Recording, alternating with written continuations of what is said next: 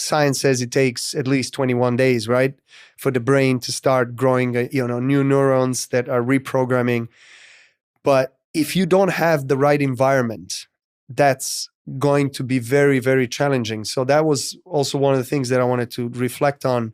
And your question is, the environment is the one that can be very stimulative to you. It can be really supportive, or it can be pulling you down.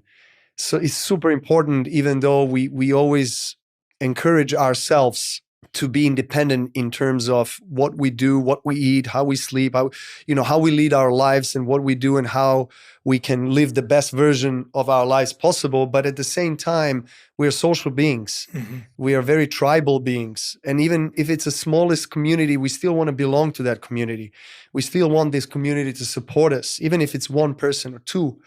But it's super important in the end of the day, because, making tough choices, these are tough choices, because society, when you go out there, super majority of the places where you go to eat or people that you see, it's a kind of a vicious cycle, and they lead their life in a certain way that maybe doesn't coincide or correspond to your choices that you want to make, the new choices or maybe the new changes.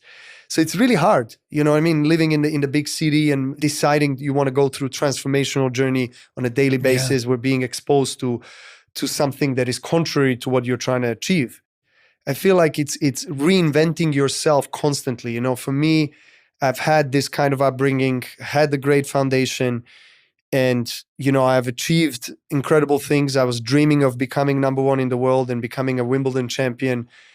And that was my dream. I achieved that dream within 2 days. I won Wimbledon, and at the same day became number one in the world in 2011, in front of my family, in front of President of Serbia who was there. It was with the welcoming of hundreds of thousands of people on the way back.